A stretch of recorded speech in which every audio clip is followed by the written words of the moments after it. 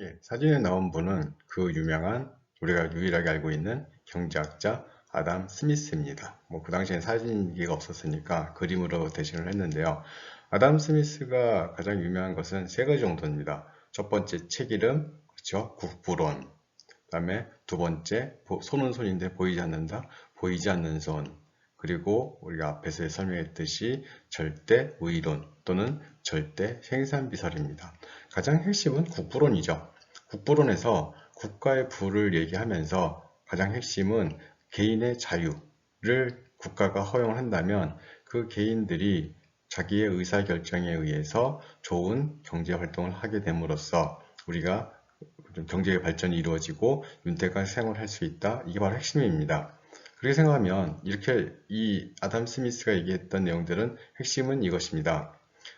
우리가 보통 뭐 상인들 또는 제조업자들이 우리를 위해서 그런 물건들을 만드는 것 같은데 사실은 그런 것들이 아니다. 우리가 저녁에 고기를 먹을 수 있는 것들, 빵을 먹을 수 있는 것들, 와인을 마실 수 있는 것, 양초를 쓸 수 있는 것들은 그들이 우리를 사랑해서 우리의 여가, 우리의 생활, 우리의 윤택한 경제 생활, 경제 활동을 위해서 만드는 그런 자비심적인 생각이 아니라 빵을 만드는 사람은 빵을 제일 잘 만들기 때문에 고기를 그렇죠? 이렇게 판매하는 사람들은 고기 판매에 그 장점이 있기 때문에 양초를 만드는 사람, 뭐 와인을 만드는 사람, 그들이 제일 잘하는 것들을 하는 것들이다. 그래서 그들이 제일 잘하는 것을 하기 때문에 가장 효율적이고 그러다 보니까 그들의 경제적인 생활이 좋아지는 것이다. 바로 남을 위한 자비심이 아니라 자기를 위한 이기심이라는 표현을 썼습니다. 그러면 나를 위한 이기심들, 우리가 보통 이기심이라는 표현을 좋은 그런 표현으로 쓰진 않지만 이 당시에 각 개인이 자기 자신만을 위한 이기심, 나한테 가장 내가 잘하는 것이 무엇일까를 통해서 선택하는 결과가 국가적으로는 가장 좋은 의사결정이라는 것이죠. 왜? 못하는 것을 하지 않고 가장 잘하는 것들만 했기 때문에 국가는 경쟁력이 높은 그런 경제활동을 할 수 있다. 이게 바로 핵심입니다.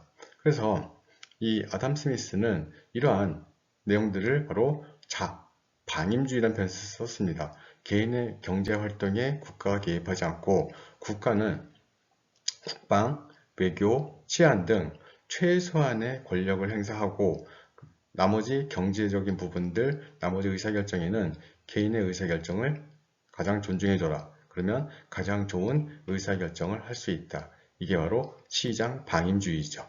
그렇죠? 그래서 이 아담 스미스가 했었던 이런 이 국부론의 내용들에 대해서 가장 좋아했던 사람들, 가장 지지했던 세력들은 바로 신흥 자본주의 계급들이었습니다.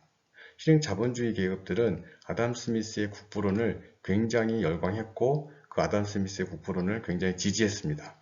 그런데 아이러니하게도 아담 스미스는 그 신흥 자본주의 세력을 굉장히 경멸했습니다. 멸시했습니다. 그 이유는 무엇이었을까요?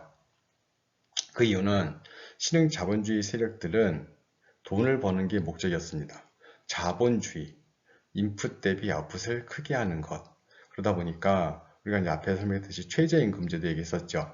최저임금제가 도입된 영국, 최초로 도입된 영국 같은 경우에는 우리가 보통 지금 생각하는 선진국 영국을 생각하시면 안 됩니다. 산업이 발달하기 시작한, 즉 산업혁명이 시작되는 그 초기에는 대부분의 노동자들이 열악한 상황에 내몰렸습니다. 최저임금도 못 받고 아주 저급한 임금을 받고 하루에 14시간, 16시간씩 그냥 강제 노동과 같은 그런 혜택이라고 할 수가 없겠죠. 그런 노동 환경에 직면을 했습니다. 그때 신흥 자본 계급들은 자신의 기업의 부를 극대화하고자 임금은 최소한으로 아주 극단적으로 적게 주려고 노력을 했습니다. 그때 얘기했던 것이 바로 그 이론적 근거가 아담 스미스의 국부론이죠. 책을 봐라. 아담 스미스 선생님이 뭐라고 말씀하셨는지. 국가는 개입하지 말래. 기업의 활동, 기업가의 생각이 그대로 시장에 반영할 수 있도록 국가는 그냥 외교나 국방이나 치안만 신경 쓰세요. 우리가 돈을 많이 벌어서 국가의 부를 늘리도록 할게요. 하지만 그때 희생되는 부분들은 가장 아래쪽에 있는 노동자들이었었죠. 근데 특히 이 노동자들 중에 나이가 어린 아이들이 많이 있었습니다. 8살, 10살. 자, 여러분 보세요. 방적기를 돌리는데 그 사이사이에 어떤 나사를 조이든지 또는 실을 끼든지 하는 과정 속에서 가장 효율적으로 일할 수 있는 사람은 바로 손이 작은 사람입니다. 손이 작으면서 좀 그 기계 사이를 왔다 갔다 할 수 있는 사람들. 그러니까 성인보다는 어린 아이들이 좋았겠죠. 그러다 보니까 어린 아이들을 아주 노동력을 착취해 가면서 돈을 많이 벌었었는데 또 아이들이 너무 힘드니까 도망가니까 도망을 못 가도록 발목에 철사를 묶어서 기계에 묶어놨답니다.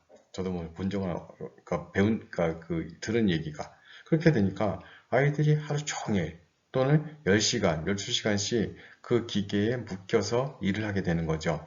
정말 지금 생각해 보면 상상도 못할 내용이었습니다. 그러다가 한 번은 그 공장에 불이 났습니다. 아이들은요, 그렇죠. 그 공장과 기계와 함께 다 모두 타 죽은 것이죠. 이런 현상들이 바로 18세기, 19세기 영국의 또는 프랑스를 비롯한 산업개발, 그러니까 산업혁명 초기의 그런 모습이었습니다. 이러한 모습을 보았던 아담 스미스는 자신이 심혈을 기울여서 썼던 국부론을 항상 이론적 근거로 제시하는 그 신흥 자본주의 세력들이 아주 못마땅했죠. 왜? 나는 좋은 의도로 경쟁력이라는 국가의 국부라는 그런 경쟁력 확보를 위해서 그런 내용들을 이론적으로 저술을 하였는데 내 의도와는 다르게 이 돈을 또는 자본을 형성하는 신자본가 계급들이 나쁜 쪽으로 이 의도를 사용하려고 했기 때문에 아담 스미스는 그들을 아주 경멸했다고 합니다. 그래서 뭐 1장 11절에 그들에 대해서 좀 나쁜 표현을 많이 썼었는데 아무튼 아담 스미스가 생각했던 경제 체제는 개인의 의사결정의 자유, 국가의 불개입에 의한 최선의 선택이 바로 아담 스미스가 생각했던 국부론의 그 전체적인 내용이라고 할 수 있겠습니다. 그래서 아담 스미스는 여기 보시면 자유무역론이라고 되어 있죠. 국가와 국가 사이에 교육을 자유롭게 함으로써 그 국가가 효율적으로 생산할 수 있는 물건을 만들어서 다른 타 국가와 교육하게 되면 전 세계가 효율적으로 만들어서 사용할 수 있다. 이게 바로 자유무역론이죠. 여기는 뭐 노동자들의 실업의 방지라든지 국가의 뭐 전략 산업이라든지 국가의 뭐 국부를 보호한다든지 이런 내용을 생각하는 게 아니라 그거보다는 조금 더 효율적으로 만들어서 조금 더 좀 값싸게 서로 간에 교환하게 되면 이득 볼 수 있다. 그래서 중상주의는 국가 간섭 정책을 이 중상주의 체제에서 국가는 많은 부분에 있어서 간섭을 많이 했습니다. 이 중상주의의 국가 간섭을 바로 배척을 하고 국제 분업, A랑 국가 잘 만드는 것, B랑 국가 잘 만드는 것, C랑 국가 잘 만드는 것, 서로 잘 만드는 것만 만들어서 교환하자. 이렇게 주장한 사람이 바로 아담 스미스였었죠. 이 근대적 경제학의 시조죠. 한마디로 경제학이라는 게 무엇입니까? 효율적으로 만들어서 서로 간에 값싸게 만들어서 쓰자. 이게 바로 경제학 기본 아니겠습니까? 그래서 이런 부분들이 바로 앞에 얘기했던 아담 스미스의 책, 저서, 국부론에 자세히 나와 있고요. 그래서 아담 스미스는 국가 간의 무역을 통해서 자국이 외국보다 싸게 생산할 수 있는 물건을 만들고 자국이 비싸게 만들면 그 물건을 싸게 만든 국가에서 서로 간의 교환 내지는 교역을 통해서 양국 모두 뭐 할 수 있다? 이득을 얻을 수 있다. 이게 바로 아담 스미스의 생각이었습니다. 그래서 아담 스미스의 생각 자체는 굉장히 아이디어가 좋았죠. 서로 경쟁력 있는 부분들에 있어서 만들어서 교육하게 되면 이득을 볼 수 있다. 그래서 가정은 이거죠. 한 나라가 하나씩 잘 만든다고 가정을 하자. 그래서 절대 우위론 또는 절대 생산비설이라는 표현을 씁니다. 절대적으로 잘하는 것. 그러니까 내가 잘해야겠죠. 한국은 전자제품을 잘 만들고 미국은 쌀을 잘 만든다면 미국은 쌀을 잘 만든다는 표현은 그거죠.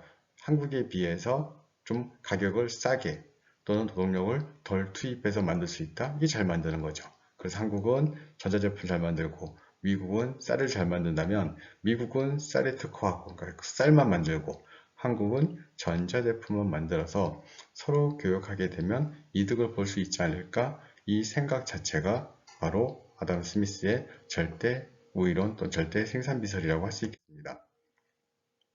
그래서 그렇다면 아담 스미스는 전체적으로 모든 산업, 모든 분야에 대해서 자유무역을 생각했던 것은 아닙니다. 일정 부분 조금 국가가 개입한 부분들이 있다. 대표적으로 국가의 재정 수입의 확보, 한마디로 국가가 쓸 수 있는 돈 또는 국가 정부가 써야 될 돈들을 일정 부분 수입되는 양, 수입되는 부분에 대해서 좀 관세를 부과하겠다. 그런 것들을 바로 재정관세라고 하죠. 과거에는 중세시대 때 또는 절대왕정 시기에 국가와 국가 사이에 관세를 부과할 때는 대부분이 재정관세의 목적이었습니다. 재정관세를 하면 그렇죠. 왕실 또는 정치체제, 그 국가의 행정수반, 행정부가 쓸 수 있는 돈들을 확보하기 위해서 걷는 세금이 바로 재정관세이겠죠. 그리고 두 번째는 우리 물건에 대해서 타국이 물건에 대해서 관세를 너무 과도하게 부과한다. 그렇게 되면 상호주의에 입각해서 그래? 그럼 나도 좀 부과해야겠네. 이런 것들이 바로 그 보호무역 정책을 견제하기 위해서 하는 보복관세라고 할 수 있겠습니다. 왜? 나는 너희 재화에 대해서 관세를 부과하지 않는데 니네는 우리 재화에 대해서 관세를 부과하니까 나도 똑같은 방식으로 관세를 부과하겠다. 이게 바로 보복관세죠. 그리고 세 번째로 국내의 실업, 한마디로 일자리죠. 일자리가 점점 사라지게 되면 실업이 증가하게 되면 국가 경제 기반이 약화될 수 있습니다. 그래서 과거에는 초창기에 관세를 부과할 때는 보통 산업의 보호, 그 산업의 보호 핵심이 바로 유치산업이죠. 지금은 빈약하지만 나중에는 우리 산업의 가장 핵심적인 산업이 될 수 있다. 그 산업을 유치산업이라 하고 유치산업을 일정 기간 보호하고자 한 것들이 바로 유치산업보호론, 방법은 관세 이런 설명을 했었습니다. 그래서 그런 유치산업을 보호하는 게 첫 번째 초창기의 관세 부과 목적이었다면 최근에는 대부분의 국가에서 국내의 일자리 보호, 즉 산업보호기보다는 사람의 일자리 보호, 실업을 방지하고자 하는 그런 목적이 점점 커지고 있습니다. 그래서 실업 방지를 위해서 실업 방지 관세를 부과하는 이런 몇 가지, 여러 가지에 대해서는 아담 스미스, 오케이, 이런 부분에 대해서는 국가가 개입을 해서 일정 부분 그 양을 줄이거나 관세를 부과해서 자국 산업을 보호하는 것들은 일정 부분 이해를 하겠다. 그리고 나머지 대부분들은 자유무역에 맡기자. 이런 것들이 바로 아담 스미스의 생각이었던 것이죠. 그래서 아담 스미스의 국부론에서 통해서 이야기했던 것들은 우리가 앞에서 배웠는 여러분들 국가의 부를 금은 같은 화폐로 본 그런 정치체제는 뭐였었죠? 그렇죠. 중상주의였습니다. 국가의 부는 금은 기금속으로부터 온다. 중상주의. 그러니까 뭘 강조한다? 그렇죠. 수입보다는 무조건 수출. 자, 이런 것들에 대해서 아담 스미스는 약간 생각을 바꾼 것이죠.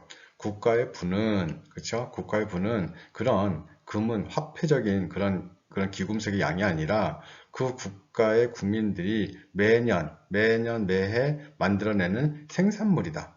한마디로 생산해서 만들어낸 물건의 양이 국가의 부지 그 국가가 가지고 있는 금음이 의미하는 것을 한다면 단지 화폐일 뿐이고 실제로 가장 국가의 부를 증가시키는 것은 매년 만들어내는 결과물, 최종 결과물이지, 그렇죠? 결과물이다. 그래서 그럼 결과물을 만들어내는데 가장 기본적인 것은 무엇일까? 그렇죠. 노동이죠. 사람이 일을 해서 만들어내는, 그렇죠?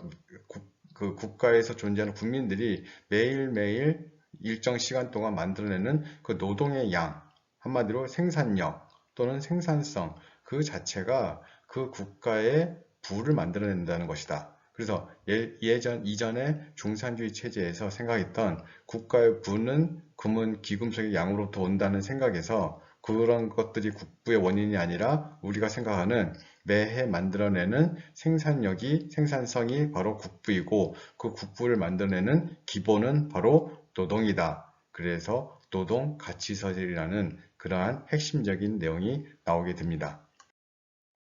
그러면 이 아담 스미스가 얘기했던 이런 절대 생산비설 이런 것들 추정하는 것들을 바로 고전학파라는 표현을 쓰고, 그래서 고전학파에서는 아담 스미스가 그렇죠, 절대적인 생산비 이론, A란 국가는, 그러니까 한국은 전자, 미국은 쌀, 절대 생산비설에 의해서 무역을 하게 된다, 교육을 하게 된다. 그런데 항상 그렇습니다. 이제 그 이론에 좀 가정이 심했었는데 조금 생각해 봤더니, 그러면 예를 들어서 아담 스미스의 생각에 의해서 교육이 되려면 좀 한 나라는 A를 잘하고 또 한 나라는 B를 잘해서 교육을 해야 되는데, 만일 한 나라가 두 개를 다 잘하면 어떻게 하지 하는 내용들에 대해서 이론적으로 보완한 것들이 바로 데이빗 리카르도의 비교 생산비 이론입니다. 이제 뒤에서 배우겠죠. 그래서 비교 생산비 이론이 나오고, 이후에 뭐 제임스 밀이라든지 이런 후기 고전학파 경제학자들이 고전학파를 확대 재해석하게 됩니다.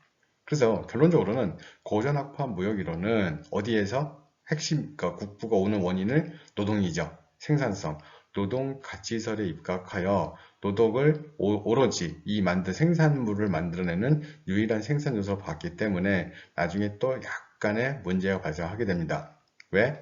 물건을 만들어내는데 노동만 투입해서 만들어내는 것들은 지금은 거의 없죠.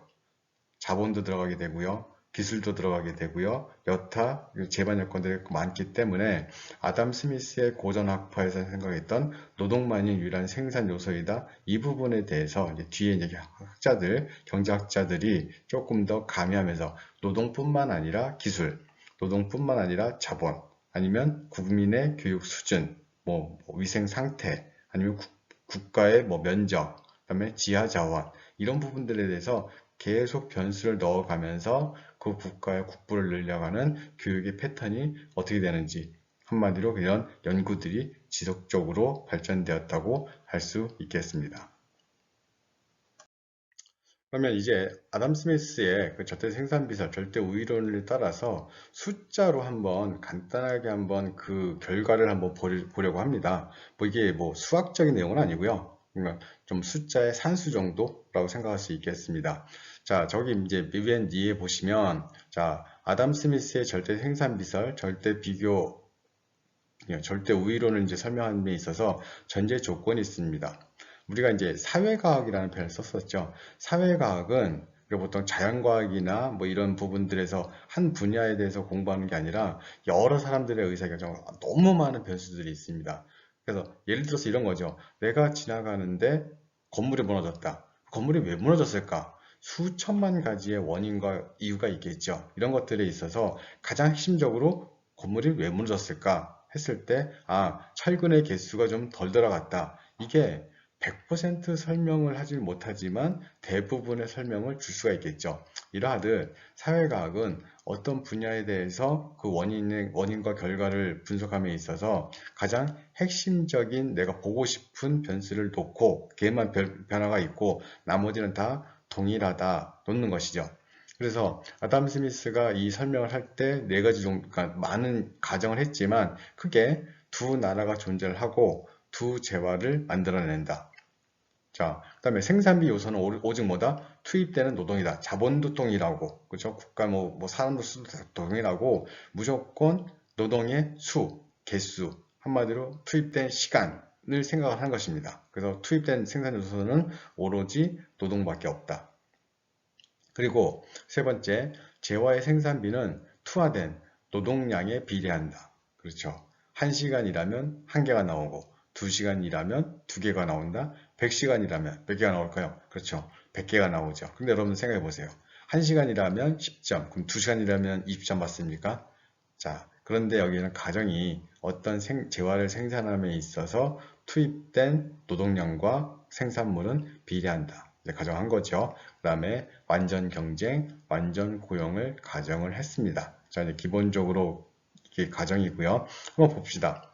여기 보시면 한국과 중국만 존재하죠. 맞죠? 한국과 중국만 존재하고, 그 다음에 거기에 한국도 옷감을 만들고, 한국도 쌀을 만들고, 거기에 대해서 중국도 옷감을 만들고, 또 쌀도 만드는데, 이 표를 보시면 알겠지만, 우리가 보통 시간을 적게 들여서, 그렇죠? 만들어내는 것도 이제 비교할 수 있고요.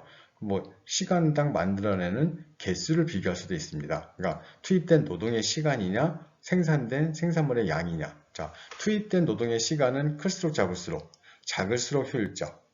생산량은 그죠? 많을수록 효율적. 자, 여기 볼게요. 지금 뭐 단위는 필요 없고요. 옷감을 한 단위 만들 때 한국은 몇 명이 필요하다? 100명. 옷감을 한 단위 만드는데 중국은 몇 명이 필요하다? 90명. 그럼 누가 잘 만드는 겁니까? 그렇죠. 퀄리티, 뭐 품질 생각하지 마시고, 그렇죠. 당연히 중국이 한국에 비해서 잘 만든다 말할 수 있겠죠. 자, 여기서는 무조건 퀄리티는 동일한 겁니다. 자, 쌀을 만들 때 한국은 쌀 한 가마를 만들 때 80명, 중국은 한 가마를 만들 때 120명. 누가 잘 만듭니까? 그렇죠. 한국이 중국에 비해서 잘 만들고 있습니다. 그러면 자, 이제 볼게요. 그럼 여기에서 당연히 한국은 뭘 잘 만든다? 한국은 그렇죠. 바로 쌀을 잘 만든다고 할 수 있겠죠. 쌀. 그죠? 쌀. 그러면 중국은 옷감. 그렇죠? 옷감을 잘 만들고. 그래서 한국은 쌀을 잘 만들고. 누구에 비해서? 중국에 비해서. 중국은 옷감을 잘 만들고. 누구에 비해서? 한국에 비해서. 그러면 한국은 쌀에 대해서 무슨 우위가 있다? 그렇죠? 절대 우위가 있는 거죠. 절대 우위가. 절대적으로 잘하잖아요. 절대적으로. 중국은 한국에 대해서 옷감에 대해서 절대적으로 잘하죠. 그래서 그럼 절대적으로 잘하는 거 하자. 한국은 뭐만 한다? 쌀만. 중국은 뭐만 한다? 옷감만. 한마디로 이제 한국은 뭘 만들지 않겠다? 그렇죠. 옷감을 만들지 않겠다는 거죠. 중국은 쌀을 만들지 않겠다는 것이죠.